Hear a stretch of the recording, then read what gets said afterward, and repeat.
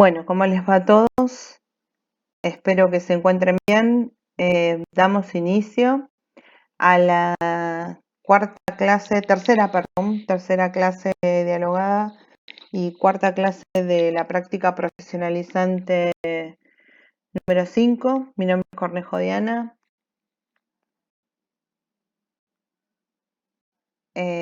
Vamos a iniciar, espero que se encuentren bien nuevamente. Les doy la bienvenida a esta clase. Bueno, acá les dejé una frase que me parece que es motivadora para estos tiempos de pandemia y de cosas raras, ¿no? De virtualidad, de extrañar la escuela, lo presencial, la interacción con los compañeros, con los profesores y esto, ¿no? Que no pierdan el eje, ¿no? La educación es el arma más poderosa que puedes usar para cambiar el mundo, ¿no? Donde hoy en día los enfermeros están categorizados inclusive por la OMS como la profesión más noble, ¿no? Del equipo de salud. No se olviden de esto. Igual esta frase es de Nelson Mandela, me pareció muy linda como para dar inicio a la clase. Bueno, comenzamos. ¿Se acuerdan que habíamos hablado algo del trabajo de parto? Sí, habíamos hablado de que cuando ingresa una paciente obstétrica a la sala de parto con dinámica de parto, ingresa un solo paciente, ¿verdad? Si bien está monitorizado el paciente encubierto, digamos, salen después de la sala de parto dos pacientes, ¿no? La mamá y el recién nacido. Bueno, ya estuvimos hablando en la clase anterior del recién nacido, todo lo que es la recepción del recién nacido, un recién nacido normal. Hoy vamos a abocarnos un poquito a lo que es, o mayormente, a lo que es el cuidado de la paciente obstétrica. ¿Se acuerdan que en la sala de parto tenemos, bueno, la mamá va a tener un control de enfermería, digamos, la anamnesis, una preparación, monitorización de la frecuencia cardíaca, fetal, para ver si es anamnesis con respecto al embarazo, la edad gestacional, si es un embarazo de término, cómo yo categorizo este tipo de gestación, si es primigesta, si tuvo otras gestas anteriores, si tuvo partos normales, vaginales, cesárea, toda la anamnesis que hacen a un diagnóstico de enfermería para luego aplicar las intervenciones y las acciones y luego evaluar permanentemente a mi paciente, ¿sí? Donde el estado va a ser dinámico, ¿sí? Eh, Muchas veces el progreso del trabajo de parto es muy rápido y otras veces es un poquito más lento. Acá después vemos el parto, ¿sí? Cómo se va desarrollando. Fíjense el color del recién nacido, ¿sí? Es un color medio raro.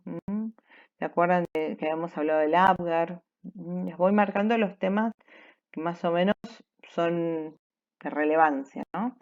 El Apgar, que es el índice de vitalidad del recién nacido, y después acá tenemos un recién nacido que, bueno, estaría un poquito monitorizado y bueno, acá tiene una sondita nasogástrica. Esto es la foto de un pacientito con monitorización del jugo gástrico, ¿sí? No es una sonda nasogástrica. Bien, seguimos.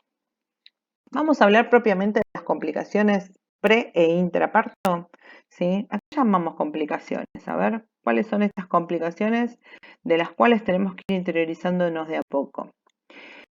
Llamamos una complicación a la falta de progreso o parto prolongado, al sufrimiento fetal, la asfixia perinatal, posición anormal del feto, la distosia de hombro, desproporción cefalopélvica, placenta previa y sangrado excesivo.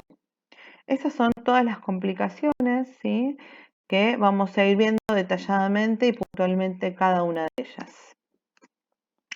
Vamos a comenzar con la falta de progreso o parto prolongado. ¿A qué llamamos esto? A una complicación que se define como una duración de más de 20 horas si se trata de un primer parto y de 14 horas en el caso de haber tenido un parto anterior, que puede afectar aproximadamente un 8% del total de las mujeres. Es importante, sí que sepamos que la embarazada, al momento de comenzar con su trabajo de parto, si hay un tiempo entre parto y parto eh, superior o igual a 10 años, la embarazada se va a comportar, perdón, se va a comportar como una primigesta, ¿sí? Por más que haya tenido un parto anterior, porque ha pasado mucho tiempo de un parto al otro y los tejidos es como que van perdiendo la memoria, ¿no? Eso es importante. Bueno, entonces, para retomar el tema, falta de progreso o parto prolongado es esto con respecto al tiempo, ¿sí? Acá pueden observar en la foto lo que es el Sonicare, ¿sí? Cómo se hace la monitorización fetal. Acá está el acompañante, ¿sí? Está esto, así mirando yo esta foto, ¿sí? Con este control de tensión arterial y me arriesgo a decir que esta es una preeclampsia, ¿sí? O una eclampsia. Miren toda la información que se puede sacar desde una primera impresión, ¿sí? Un examen físico rápido de una paciente, por ejemplo, en sala de dilatantes, ¿sí?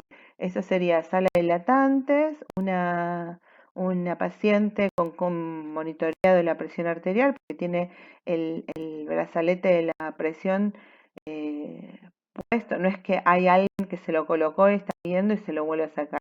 Tiene una monitorización de la tensión arterial. Entonces, debe tener una alteración de la presión arterial, ¿sí? Y un control, ¿sí? Continuo de la frecuencia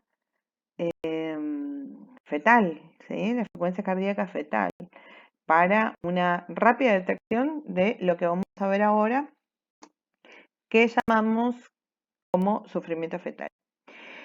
Además de lo que es la duración en el tiempo, ¿sí? Lo que es complicación intraparto, no nos tenemos que olvidar de que hay otros factores que también influyen en que un parto sea prolongado o que haya falta de progreso.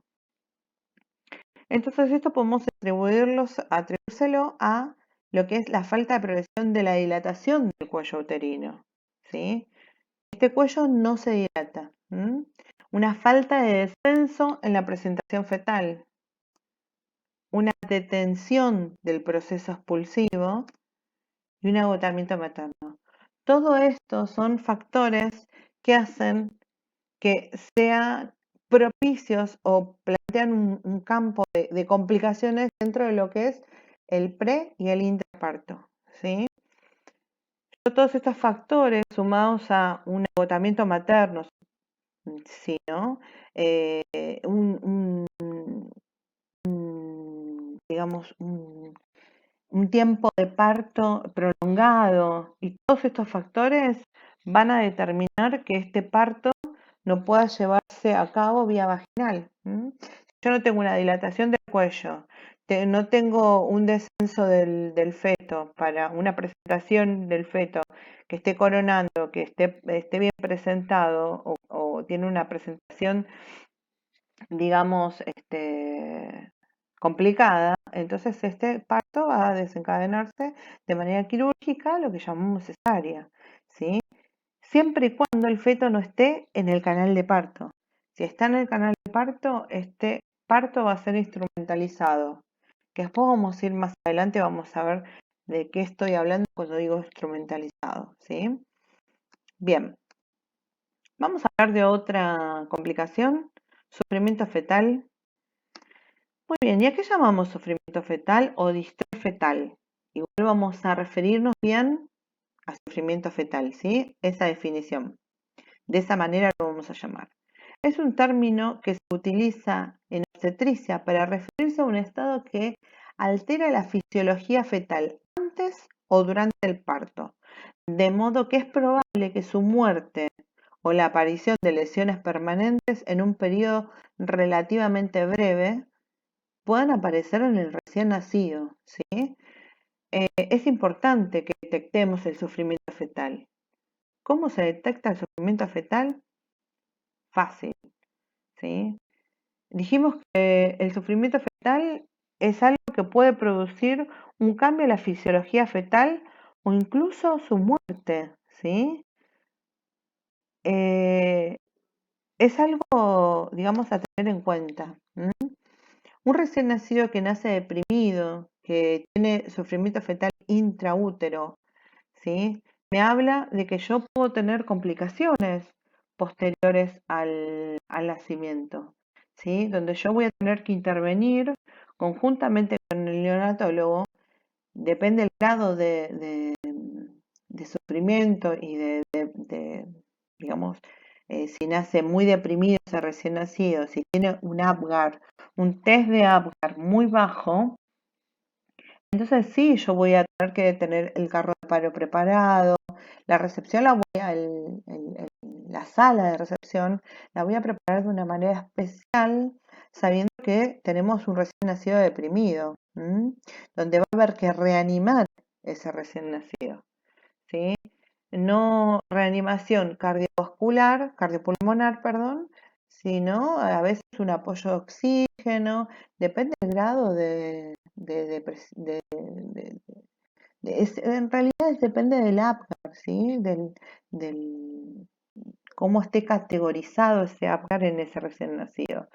A veces se los intuban ahí, se los ambusea con presión positiva. Recuerden que el oxígeno se mide con una FO2 específica. Es todo un tema cuando yo tengo un recién nacido, donde yo previamente sé en los controles de sala de dilatantes que ese recién nacido viene con sufrimiento fetal. Bueno, ¿cuáles pueden ser las causas de sufrimiento fetal? Podemos tener causas maternas, ¿sí? Podemos tener causas placentarias y causas propias del feto. Las maternas van a ser todas las que se condicionan a una inadecuada cantidad de sangre, por lo consiguiente, administración de oxígeno al feto, ¿sí? Todo lo que sea en patologías previas que la madre tenga que condicionan a una trombosis, ¿sí? Que condicionan el flujo normal de sangre, ¿sí? A través de la madre, a través de la placenta y por el cordón a través del feto, ¿sí? Y principalmente nutrientes y de oxígeno, ¿no? Bueno, las placentarias en sí, ¿sí? En aquellos casos donde existe una patología materna previa que lleva a la insuficiencia placentaria, ¿sí? O la inserción anormal de la placenta, ¿sí? Ya vieron, la placenta cuando no está normoinserta, ¿sí? Placenta previa, marginal o total, pueden hacer también que tenga, por el peso del recién nacido, puede comprimir esta placenta, ¿sí? Acá se ve, y disminuir el flujo sanguíneo por el cordón al recién nacido. Y propias del feto, ¿sí? De la causa del sufrimiento fetal está condicionada por el mismo, incluido el cordón umbilical. Esto es lo que vimos en la diapo anterior, la doble circular de cordón, ¿sí? Muchas veces los recién nacidos son muy inquietos, ¿sí? O la mamá lleva una vida muy, muy activa. Esto hace que el feto se mueva mucho en el útero y a veces se anuda el cordón. Puede producir la muerte del feto por disminución del oxígeno o un retardo de crecimiento intrauterino, ¿sí? Bien, bueno, entonces, ¿cuáles son los signos clínicos de alarma que vamos a tener en un recién nacido que vamos a observar como sufrimiento fetal? Como dijimos, ¿no? Alteraciones en la frecuencia fetal, frecuencia cardíaca fetal, evidenciadas en el monitoreo fetal, previo al parto, ¿no? Yo ya sé que tengo una alteración en esa frecuencia cardíaca, que ya vamos a ver qué tipo de alteración. Entonces, ahí me habla de un parámetro que yo tengo que tener en cuenta al parto, ¿no?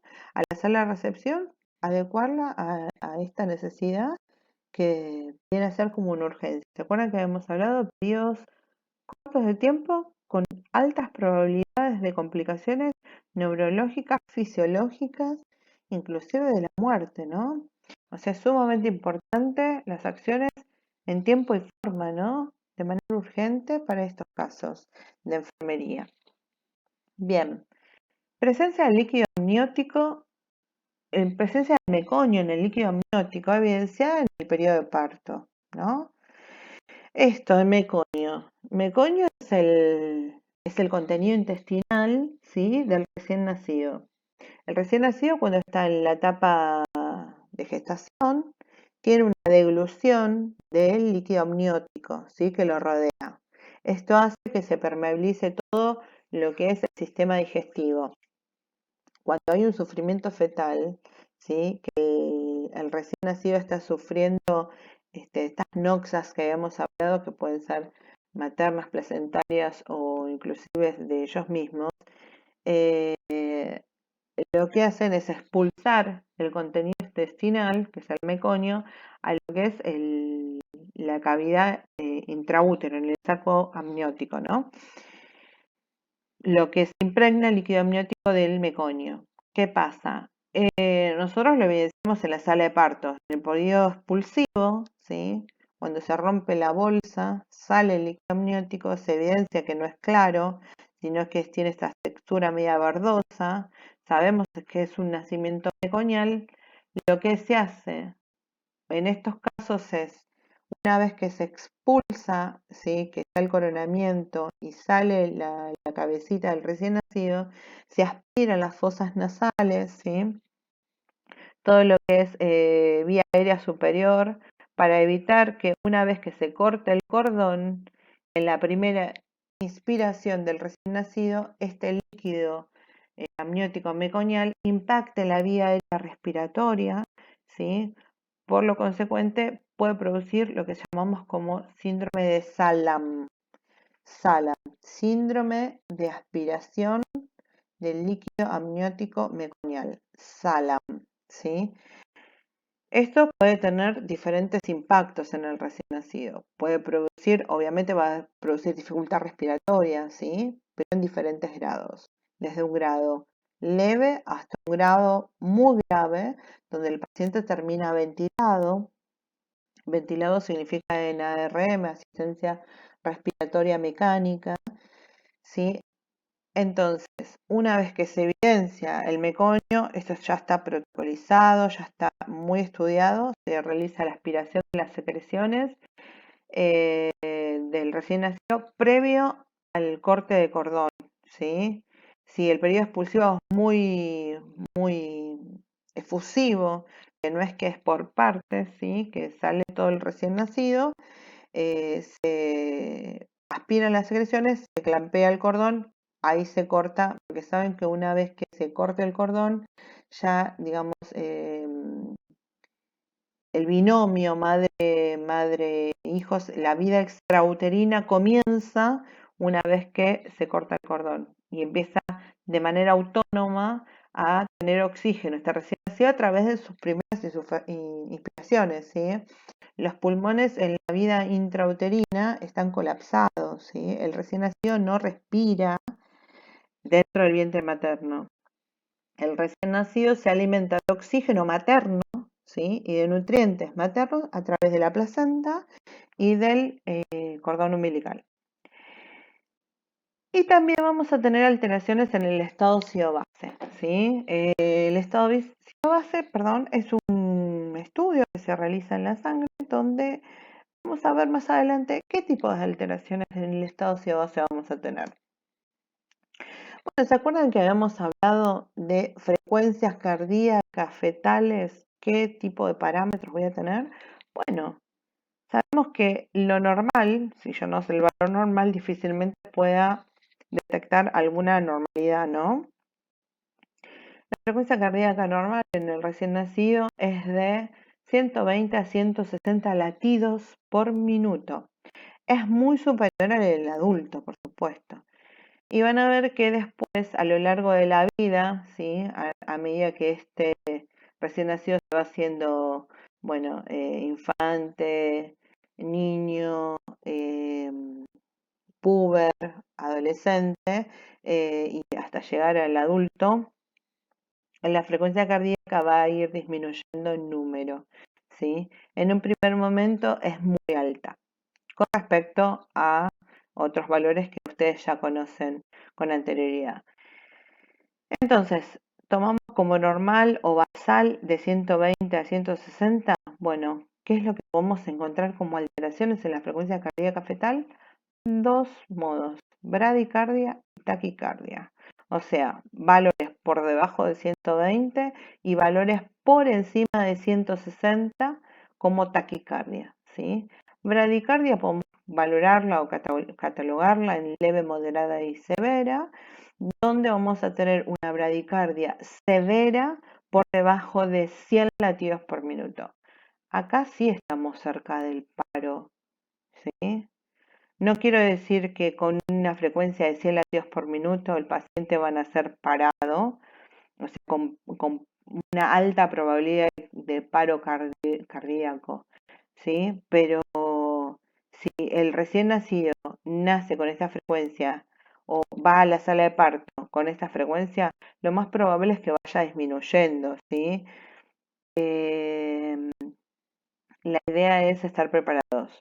¿Cuál va a ser la primera droga que voy a administrar? Oxígeno, ¿sí? Oxígeno, estimulación vigorosa. Esto quiere decir que se frota enérgicamente al recién nacido para sacarle el líquido que lo rodea, poder vestirlo, condicionarlo y alentarlo a que pueda respirar por sí solo, ¿sí? De esta manera es que se lo seca enérgicamente, no se lo sacude, ¿sí? Se lo seca enérgicamente y se lo acondiciona. Un apoyo a oxígeno y vemos rápidamente si esta frecuencia cardíaca mejora. Mejora en cuanto en estos valores, ¿sí? Se acerca a estos valores. Bueno, y la taquicardia, que si bien es para tener en cuenta, me habla de sufrimiento fetal, pero no salgo corriendo, ¿sí? ¿Se entiende? Podemos también categorizarla en leve, moderada y grave. Y vamos a decir cuando tiene una frecuencia cardíaca mayor a 180 y también, ¿no? Los extremos acá y también. Acuérdense que si el corazón late muy rápido, si late muy rápido, no llega a llenarse las cavidades cardíacas. Por lo consiguiente, tengo un corazón que puede latir en seco, ¿sí? Entonces, no sería lo ideal y sobre todo para adaptarme en lo que es la vida extrauterina, ¿sí? Bien, seguimos. Ya hablamos de sufrimiento fetal, ahora vamos con asfixia perinatal. ¿Qué llamamos asfixia perinatal? Etimológicamente a la falta de respiración o falta de oxígeno, ¿sí? Clínicamente es un síndrome caracterizado por la suspensión o grave disminución del intercambio gaseoso a nivel de la placenta. Hablamos preparto, ¿sí? Pre o intra, ¿no? Que resulta en hipoxemia, hipercapnia, hipoxia tisular con acidosis metabólica. ¿Se acuerdan que habíamos hablado de sufrimiento fetal? Sufrimiento fetal por anoxia, por eh, falta de oxígeno, por hipoxemia, ¿sí? Por hipoxia. Entonces, ¿cómo me va a dar ese estado base que yo estoy monitorizando, ¿sí? Como signo clínico del sufrimiento fetal? Me va a dar como una acidosis metabólica. Eso es lo que voy a obtener en el estado ácido base como signo clínico de sufrimiento fetal por hipoxemia. ¿Se entiende? Por déficit de oxígeno, ¿sí? Entonces, puedo hablar de sufrimiento fetal por una disminución del oxígeno o una disminución del oxígeno.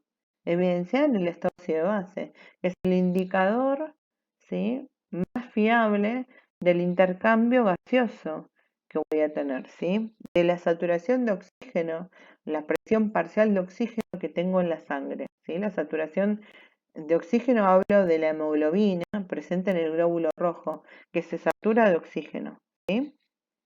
Muy bien. Bueno, entonces la asfixia va a menudo acompañado de isquemia, la cual agrava a su vez la hipoxia tisular y de acumulación de productos del catabolismo celular. Hablamos de asfixia perinatal porque esta puede ocurrir antes del nacimiento durante el embarazo, el trabajo de parto y el parto, como también después del nacimiento. Y asfixia perinatal, en cualquier momento podemos tenerle recién nacido, ¿sí? Una inadecuada adaptación a la vía extrauterina también me puede dar asfixia perinatal, ¿sí? Este recién nacido que no se termina de dar cuenta cómo tiene que respirar, ¿sí? Esto hablando de un recién nacido a término. Puedo hablar horas de un paciente recién nacido pretérmino, donde el sistema neurológico, donde está radicada la frecuencia respiratoria, la amplitud torácica y la, los ciclos respiratorios comandados por el sistema nervioso central, están inmaduros en un recién nacido pretérmino. Entonces, con más razón hay que estar atentos, ¿sí? ¿Cómo voy a estar atento? ¿Cuál va a ser una acción de enfermería típica y responsable en este tipo de pacientes, donde yo veo que tiene una mecánica respiratoria, ¿sí? Anormal? ¿Esto qué significa mecánica respiratoria normal? Que no tiene una buena amplitud del tórax, ¿sí? Que no tiene una buena entrada de aire, ¿sí? Que comienza con un aleteo nasal, que me habla de una dificultad respiratoria. ¿Qué indicador yo tengo, además de la frecuencia respiratoria, además de observar toda la mecánica? ¿Sí? Es el saturómetro. Estos pacientes van a estar con un saturómetro continuo. Y uno de los cuidados de enfermería con respecto a la monitorización de saturometría continua en estos pacientes, sobre todo en los pretérminos y en los términos que hayan nacido con algún sufrimiento fetal que haya afectado neurológicamente y esté comprometida la parte respiratoria, es el cambio del saturómetro por cada control, ¿sí? Eso significa, generalmente tienen un control, obviamente que la monitorización es continua, ¿sí? Pero el control con el registro de enfermería puede hacerse cada 2 horas, porque yo al recién nacido tengo que garantizarle que tiene que descansar, sobre todo el pretérmino, ¿no? Descansar, y en el periodo de descanso los recién nacidos crecen, ¿sí? Porque se activa la hormona de crecimiento, bueno. Entonces, yo tengo que todas mis intervenciones, digamos, llevarlas a un mismo momento, ¿sí? Entonces, cada 2 horas yo voy a controlar el recién nacido, si tiene alimentación lo voy a alimentar, previo le voy a cambiar el pañal, y el sensor de saturómetro se lo voy a cambiar de lugar. ¿Por qué? Porque generalmente la luz y el ajustarle el sensor para que tenga una buena captación de un número real produce úlceras por decúbito. Recuerden que la piel del recién nacido es muy lábil, a más inmaduro más lábil, y son rápidamente se pueden lastimar. Entonces, este es un cuidado importantísimo de enfermería en lo que es la monitorización de oxigenación en los recién nacidos, ¿sí? Muy bien. Acá lo que observamos en la foto es un recién nacido en una incubadora, ¿sí? La incubadora es un medio donde ven que está desnudito, es un ambiente calefaccionado, especialmente para los recién nacidos de término y pretérmino, ¿sí? Generalmente en incubadoras se ponen en los pacientes que no termorregulan de manera adecuada. Esto quiere decir que por más que yo les ponga mucha ropa, ellos no se van a poder calefaccionar a sí mismos. Entonces necesitan un ambiente calefaccionado que a ellos les ayude a llegar a una temperatura óptima. Esto puede ser un signo evidente del sufrimiento fetal, ¿sí? Bueno, y acá ven una foto de un recién nacido pretérmino que lo ven chiquitito, ¿sí? Nada que ver con la foto anterior, es un recién nacido grande, de término, se lo ve. Inclusive tiene todos los pliegues, ven los pliegues, ¿sí? Acuérdense del test de Capurro de maduración del recién nacido, ¿sí? Este es un recién nacido pretérmino, chiquitito, está súper invadido, ¿sí? Recuerden que el recién nacido pierde mucho calor por lo que es la mayor superficie corporal que está en la cabeza, entonces siempre tienen gorrito, ¿sí? Muy bien, seguimos.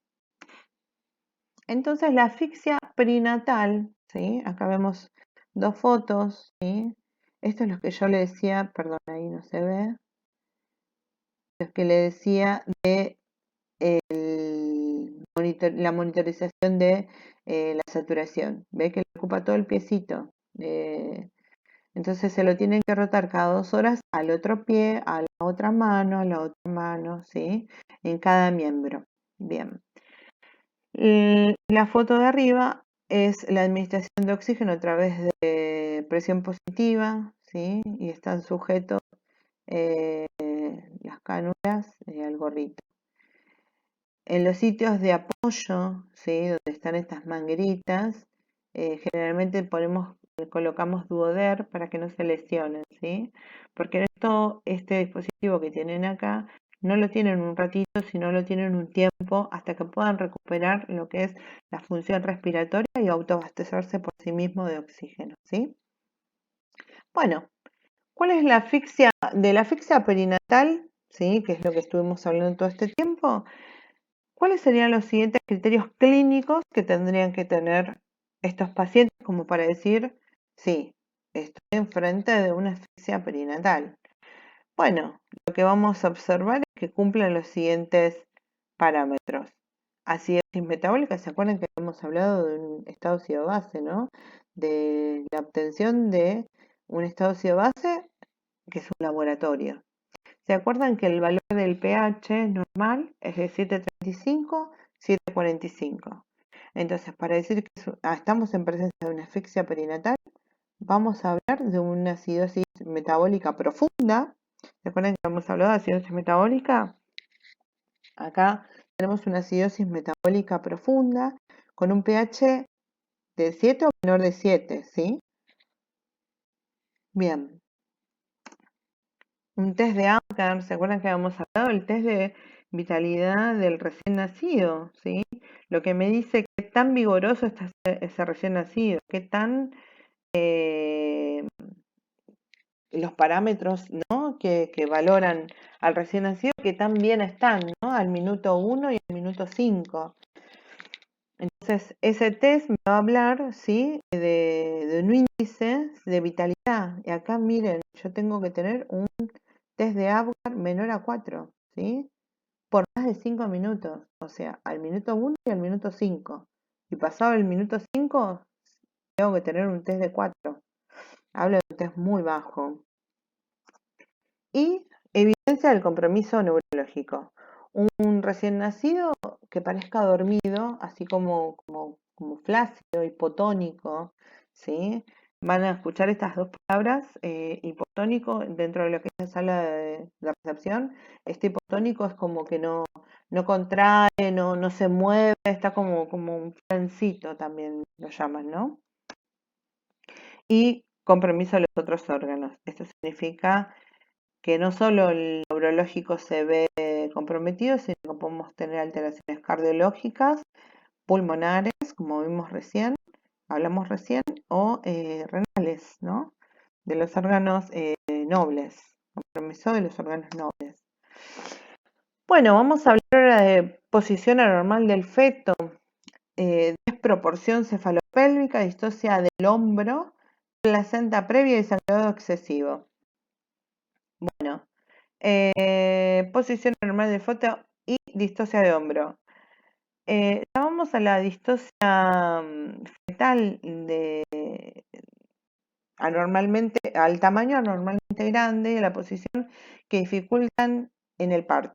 El diagnóstico se realiza mediante el examen, la ecografía o la respuesta al trabajo de parto. El tratamiento se realiza mediante maniobras físicas de reposicionamiento del feto, parto vaginal, operatorio instrumental o cesárea. ¿Se acuerdan que habíamos hablado anteriormente esto del parto instrumental? Bueno, cuando hay una distocia fetal, o sea, hay una desproporción o una, sí, desproporción pélvico-cefálica del feto, que esto se valora ecográficamente, la indicación es parto por cesárea, ¿sí? Pero generalmente esto es lo programado. Ahora, cuando la madre a veces empieza con dinámica, y con dinámica, y ya empieza con trabajo de parto, muchas veces en la anamnesis, inclusive se la ve a la madre y el peso por los referentes que trae la mamá, como el control trimestral del embarazo, la indicación sería necesaria, ¿sí? Si empieza con dinámica, directamente va a cesárea. Si el bebé si empieza a producirse lo que es el trabajo de parto y el bebé se encaja en el canal de parto, no queda otra que el parto instrumental. Esto quiere decir el parto con forceps, ¿sí? Un parto con unas cucharas que ayudan al recién nacido a poder salir por el canal de parto. Este es un parto muy complicado porque las condiciones anatómicas no están del todo, digamos, acordes a que sea un parto normal. Acá vamos a tener todas las complicaciones, donde el hombro se le va a salir del lugar al recién nacido, ¿sí? Porque tiene un canal muy estrecho.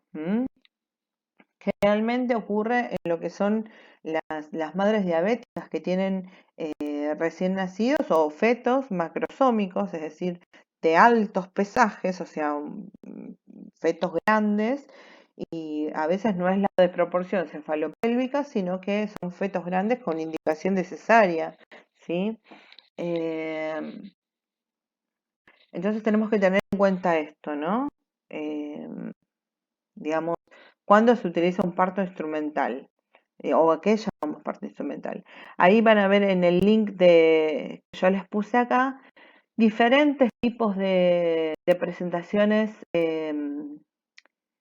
digamos, y cómo son las maniobras que se utilizan para este tipo de presentaciones no normales, sino poco frecuentes, como de nalgas, ¿sí? A veces se utilizan las maniobras de Lopol una vez que está detectado que el recién nacido no estaría en la posición normal, ¿sí? O sea, cefálica para poder nacer, entonces se utilizan estas maniobras por fuera como para poder acomodarlo, poder presentarlo mejor. Pero está bueno que puedan ver el video y después me comentan, ¿sí? Qué les pareció. Bueno, ven que acá vemos, ¿sí? Un bebé macrosómico, ¿sí? Hijo de madre diabética, ¿sí? Recuerden que la diabetes gestacional se mide o se diagnostica a través de la curva de glucemia, ¿sí? que se realiza, y si es gestacional, el recién nacido, esta diabetes ya quedaría resuelta. Igual la madre tiene que estar controlada, y recuerden que el recién nacido en la sala de recepción, ¿sí? Se tienen que hacer controles de glucemia, porque pueden producirse o pueden encontrarse generalmente picos de hipoglucemia, ¿sí? Con niveles bajos de azúcar por debajo de lo normal, ¿sí? Entonces esto se puede corregir con dextrosa bioral, ¿sí? En la medida que ese recién nacido esté consciente y pueda tragar, o se corrige vía endovenosa, o rápidamente se lo puede, si la madre tuvo un parto, digamos, que pueda tener a su hijo y lo puede poner a la teta, es lo mejor que lo ponga en la teta. Esta es una clara imagen de la distosia de hombro, donde se ve la dislocación del hombro, ¿sí? Acá se ve mejor. Puede haber una fractura clavicular también, ¿sí? Hay que tener mucho cuidado por las lesiones, por todo el paquete nervioso que tenemos cercano a la médula espinal, que coordinan funciones altas. Acuérdense que las funciones medulares, mientras más altas, más aparatos vitales tenemos comprometidos, ¿no? Bien, esa es la distosia de hombro. Bueno, la desproporción cefalopélvica que le habíamos hablado, ¿sí? Ahora vamos a hablar de placenta previa. Bueno, la placenta previa es una complicación que se produce en uno de cada 200 embarazos aproximadamente y consiste en que la placenta adherida a la pared del útero mediante vasos sanguíneos se sitúa cerca o sobre el cuello uterino, ¿sí? Cubriendo una parte o toda la abertura del cuello, del útero, ¿no? Es decir, el canal de parto. Con esta inserción placentaria, la indicación necesaria, ¿no? Está más que claro. Acá esto se evalúa según cómo se vaya presentando y se evalúa ecográficamente. Lo que sí hay que tener cuidado con la evidencia de sangrados, ¿sí? El riesgo más grande de la placenta previa es un sangrado muy abundante, hemorrágico. Acuérdense que el sangrado se presenta a medida que la parte inferior del útero se afina durante el tercer trimestre de embarazo.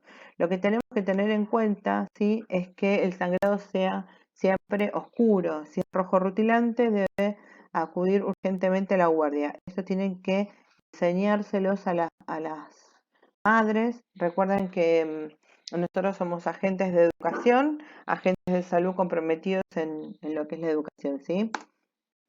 Complicaciones en el puerperio. Ya pasamos con el pre e intraparto, ahora vamos al posparto, el puerperio, ¿sí? El puerperio podemos definirlo, ¿sí?, como la pérdida de más de 500 mililitros. En el nacimiento podemos perder de 500 a 1000 mililitros, en un porcentaje menor, ¿sí? 1000 mililitros. Y puede producirse una disminución del hematocrito en un 10%, ¿sí? Por diferentes causas, ¿sí? Diferentes causas, perdón. Lo que tenemos que tener en cuenta en el puerperio, sobre todo en el puerperio inmediato, ¿sí?, es a la cantidad de sangre y a lo que se llama tono uterino, ¿sí? Porque la principal cuestión o causa del sangrado o hemorragia materna en el puerperio es un útero laxo, ¿sí?, que no tiene tono.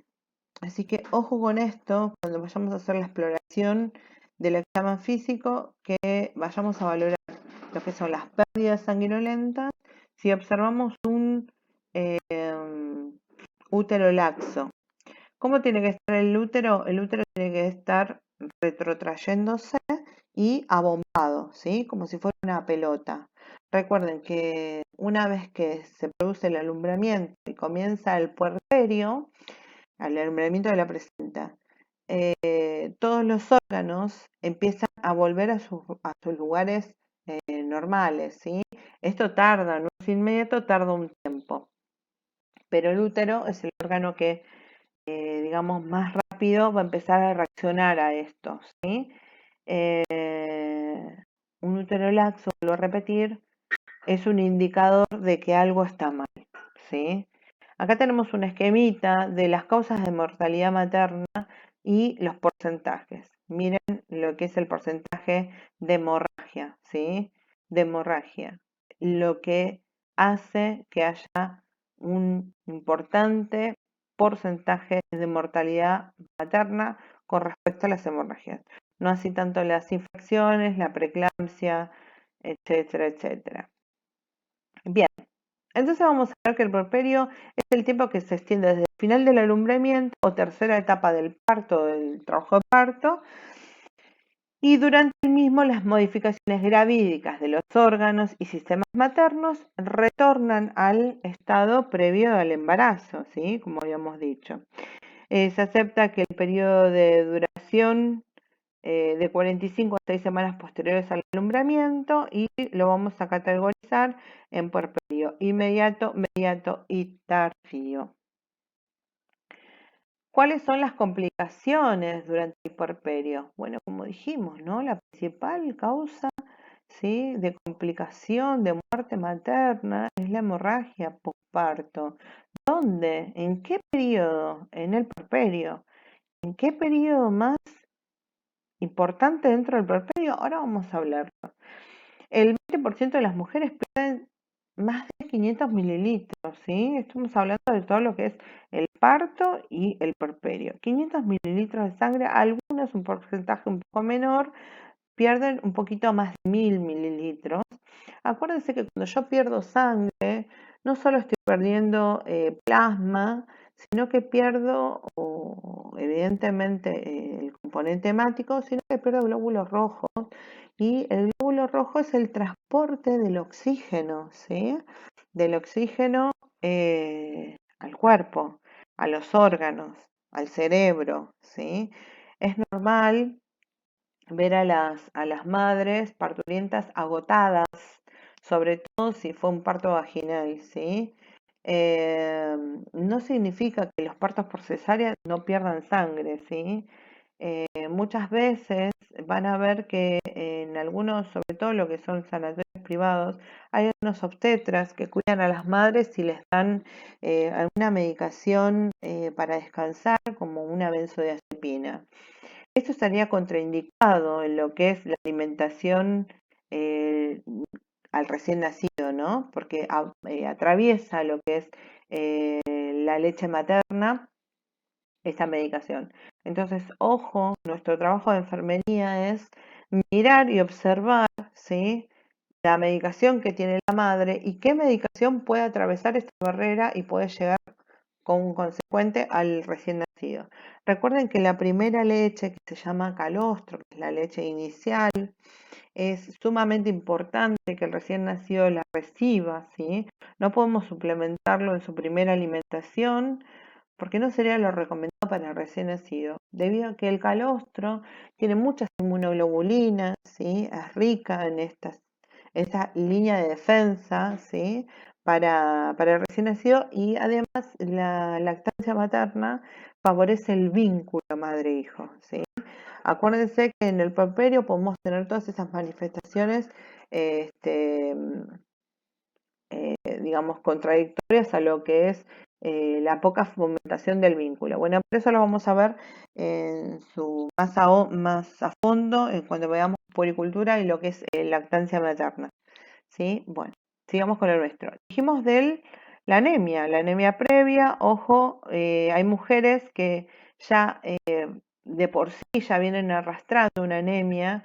Generalmente el 30% de las mujeres, ya sea por un factor socioeconómico que haga que tengan un hipoporte, lo que son alimentos ricos en hierro, que no hayan sido suplementadas correspondientemente o no hayan sido controladas durante el embarazo, ¿no? Esto también, porque esto se controla, el hierro se controla con un examen de laboratorio, ¿no? La ferremia se llama. Y hay un 13%, ¿sí? De las mujeres de nivel socioeconómico bajo que padecen una anemia severa. Ojo con esto, porque ya tienen un déficit previo de, de hierro, sumada al déficit del hematocrito por la pérdida hemorrágica, y el cuadro sería un poquito más complicado, ¿verdad? Bueno, acá tenemos un cuadrito de cuáles serían las causas de muerte materna en el posparto inmediato, ¿sí? Acá tenemos por porcentaje, ven que la pirámide es chiquitita y a medida que va bajando, tenemos un 16% en trastornos hipertensivos, un 18% en trastornos de abortos, infecciones, pero el porcentaje mayor sigue siendo el mismo, ¿sí? Hemorrágicas. Ojo con esto, ¿sí? Nosotros como personal de enfermería tenemos que estar atentos en una evaluación exhaustiva de la madre. ¿Cómo vamos qué es lo que vamos a hacer? Vamos a observar la involución uterina, ¿sí? ¿Cómo está ese útero, ¿sí? Si está laxo, yo tengo que palparlo. Acá voy a ver si está bombé. Acá sí se está retrotrayendo, ¿sí? Esto tiene la placenta todavía adentro, ¿sí? Por ahí la figura no es muy representativa del momento posparto. Eh, o sea, sería posparto prealumbramiento, ¿no? Esta fotografía. Tenemos que tener en cuenta, ¿sí? digamos, una buena evaluación. No es, bueno, recién llegó el parto, no la voy a molestar, voy a esperar un poquito, recién viene el quirófano, seguro la monitorizaron ahí, no. La paciente llega al quirófano, llega a mi sala, yo tengo que ir a recibirla, tengo que darle el suero, que seguro va a llegar con oxitocina, que me va a ayudar a la retracción del útero, em, en un goteo, digamos, acorde, no es un goteo libre, ¿no? Ahí tengo que ver la vía periférica, ¿sí? Si está bien inserta, si tiene signos de edema, de flebitis, puedo rectificar el retorno sanguíneo, ¿sí? La permeabilidad de esa vía, que se cumpla con el tratamiento medicamentoso que está recibiendo mi paciente. Tengo que conocer las indicaciones médicas de mi paciente para aplicarlas y generarme un plan de enfermería de cómo voy a actuar con esa paciente, si llegó con dolor, si está despierta, cuál es su hemodinamia, ¿sí? Valorar la hemodinamia. Si dijimos que una de las principales causas de muerte va a ser la hemorragia, tengo que valorar, más allá de lo que estoy evidenciando como pérdida sanguínea, yo tengo que valorar cómo valora la hemodinamia. Bueno, a través de la presión arterial, a través de la frecuencia cardíaca, ¿sí? Si está aumentada, si está disminuida, conocer el valor normal, ¿sí? Del adulto. Si está por debajo, voy a decir que es una bradicardia. Si está por encima, es una taquicardia. Cualquiera de los dos valores, si estuvieran más o en menos, y a mí me tiene que llamar la atención como una alteración. Si la veo pálida, si el relleno capilar o unguial está en el tejido, esto quiere decir que yo presiono el lecho de la uña, ¿sí? Suelto, y si la recuperación es rápida, hablo de un relleno capilar acorde. Si es mayor a 2-3 segundos, hablo de un relleno capilar en el tejido, está lento. Esto significa que la hemodinamia periférica está alterada, ¿sí? Entonces, toda mi hemodinamia puede estar siendo perjudicada en este aspecto. Si bien está un poco alterado por el tema de la pérdida sanguínea en el quirófano, esto no tiene que sostenerse mucho en el tiempo, ¿sí? Porque los mecanismos reguladores no alcanzan a, digamos, cubrir el déficit de ese momento. Y si sumado a lo que ya perdió, sigue perdiendo aún más, y yo tengo que, digamos, abrir mis alarmas y informar de lo que está pasando, ¿sí? Hay unos videos que están muy buenos, que después los vamos a ver más adelante, donde hablan del accionar de enfermería, ¿sí? Bien. Bueno, acá me habla de una serie de signos que puedo tener yo como causas de hemorragia postparto, ¿sí? La atonía o inercia uterina, la episiotomía, desgarro de cuello, uterino, perineo o vagina, hematomas pelvianos, retención de placenta o restos placentarios, ¿sí? La placenta creta o inversión uterina. Bueno, esto que habíamos dicho, ¿no? Perdón, que habíamos dicho, ¿cuándo ocurren todas estas emergencias? Yo espero que llegue la paciente, espero 3 horas que se acomode, venga la familia, la mire, esté el marido tranquilo. No. Yo le hago la recepción a esta paciente que acaba de venir de quirófano, de sala de partos, la condición, la controlo, la evalúo, ¿sí? Aviso al médico de guardia que la paciente ya llegó. ¿Por qué? Porque el 50% del total de las hemorragias y casos graves de hemorragias ocurren dentro de las 2 primeras horas de posparto, ¿no? Entonces, miren qué importante que es este periodo, ¿sí? Donde yo tengo que articular diferentes situaciones. Tengo que controlar la hemorragia, controlar a la paciente signos vitales, controlar al recién nacido, ¿sí? Apoyar lo que es la lactancia materna. Recuerden que pasadas las 2 horas del nacimiento, el recién nacido entra en un periodo de latencia. Así como la madre también se agota gota, el recién nacido también, ¿sí? Después de las 2 horas es muy difícil que yo lo pueda colocar al pecho al recién nacido, porque entra en un sueño profundo y no es difícil, digamos, despertarlo, activarlo para que pueda prenderse a la teta. Entonces, yo tengo que valorar este tiempo, ¿sí? Sobre todo si es un recién nacido, como dijimos, que tiene que tener importancia la alimentación. O sea, ¿recuerdan cuál? Ese. El hijo de madre diabética, ¿sí?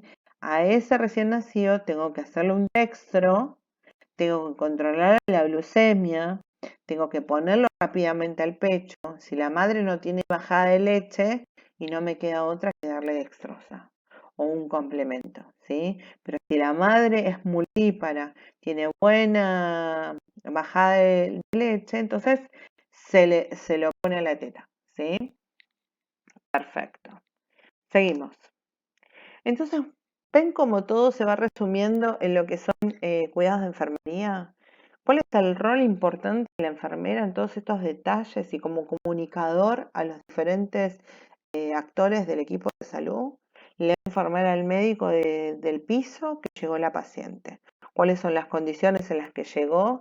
Ya le evaluó el sangrado, la paciente está consciente, responde, tiene una buena hemodinamia, le valoré estos valores, tiene buen relleno capilar, buena tensión arterial o no, ¿sí? Primero recolectar los datos, ¿sí? Después planificar mis acciones en base a un diagnóstico de necesidades, ¿sí? En donde voy a aplicar el orden de prioridad, ¿sí? De las acciones o intervenciones que voy a realizar en esta paciente. Y después la evaluación de estas intervenciones que voy a administrar, ¿sí? A ver si resultó, tengo que administrar otra intervención o será por otro lado otro diagnóstico de enfermería. Eso hace un enfermero con la aplicación de lo que se llama proceso de atención de enfermería, ¿sí? Bien, acá está una foto recordatoria. Bueno, vamos a las complicaciones más frecuentes en el posparto. Dijimos que la atonía uterina, restos placentarios, traumas, trombinas. Ojo con las madres hemofílicas, ¿sí? A esto hablamos de trombina. Bueno, acá tienen la definición de atonía uterina, las causas más frecuentes, el tratamiento médico y el tratamiento general que viene con los pacientes, de todas las pacientes, ¿sí? Para ayudar a la involución uterina, la oxitocina, ¿sí? La administración de oxitocina. El trauma, que es otra causa de hemorragia, ¿sí? El tejido también, ¿sí? Un trauma en el tejido, después lo pueden observar y leer, podemos hablar las dudas. La trombina, que es lo que habíamos hablado. Bueno, esto es importante que puedan observar en este link, ¿sí? La importancia del manejo del equipo de salud en la emergencia obstétrica. Acá van a tener un roleplay donde se ve el manejo de todo el equipo de salud en una situación de simulación que está muy buena. Como no podemos tener práctica, me pareció buena como para llevarlos a lo que es el ambiente en una paciente, ¿sí? Lo que es el cuidado eh, dentro del quirófano y posparto, ¿sí? Está muy lindo, por favor si pueden mirarlo. Y que es el que más me gustó, es la importancia desde el conocimiento, ¿sí? Del rol de enfermería. Fíjense cómo la enfermera interactúa con el equipo de salud, cómo informa al médico la evaluación y lo que va observando de la paciente, cómo trae sola el carro de paro. Nadie le dice, enfermera, traiga el carro de paro, ¿sí? Cómo está atenta a la paciente, a sus signos clínicos, ¿sí? Por favor, mírenlo, observen esto y sería bueno que lo podamos debatir entre todos para que podamos sacarle fruto a todo lo que es la recreación de simulación, que me pareció que está bastante bueno. Cada uno en su rol, después explican aspectos médicos, pero me pareció muy bueno y muy rescatable el rol de la enfermera en este espacio. Bueno, las complicaciones más frecuentes, pero no tan graves, ¿sí? La mastitis puerperal, que esto lo podemos observar en en el puerperio no tan inmediato, sino más bien mediato. ¿Y cómo vamos a actuar? ¿Sí? Las acciones de enfermería, igual esto lo vamos a ver un poquito más a fondo en lo que es la lactancia materna, pero me pareció oportuno ponerlo como una complicación, porque forma parte de una complicación dentro de lo que es el puerperio, en lo que es las complicaciones no tan graves, ¿sí? Y acá tenemos una foto y cuál sería el asesoramiento y el tratamiento con respecto a la mastitis. Y muchas veces esto hace que las madres, em, digamos, se nieguen a lo que es la alimentación de la lactancia materna. Nosotros como personal de salud estamos a favor y dentro de la SARDA, que es uno de los principales campos prácticos que tenemos en la Cruz Roja, de apoyo en lo que es la lactancia materna, ¿sí? Uno de los eslogan de la SARDA, de la maternidad SARDA, es la familia y el niño, y la alimentación y la fomentación del vínculo. A través de la alimentación se fomenta el vínculo madre-hijo, ¿no? Entonces nosotros tratamos estos problemas y fomentamos la alimentación desde este punto. Bueno, también tenemos que conocer que hay algunas patologías maternas que no se puede administrar o no se puede fomentar la alimentación de leche humana a libre demanda o de leche humana. Acá les dejo una tablita para que vean cuáles sí y cuáles no. Esto lo podemos discutir y lo podemos ver más adelante después, cuando veamos específicamente policultura, ¿sí? Bueno, acá les dejo unos links de bibliografía complementaria para que puedan ver. Y una frase final, ¿sí? Lo único que se interpone entre tú y tu sueño es la voluntad de intentarlo y la creencia de que es posible conseguirlo. Vamos, chicos, ustedes pueden. Yo sé que es difícil, pero vamos adelante que lo vamos a conseguir entre todos. Bueno, espero que la clase les haya gustado y les haya sido útil. Cualquier tema que ustedes quieran explicar o comentar o necesiten alguna aclaración, me escriben por privado. Bueno, muchas gracias. Un saludo grande a todos. Chau, chau.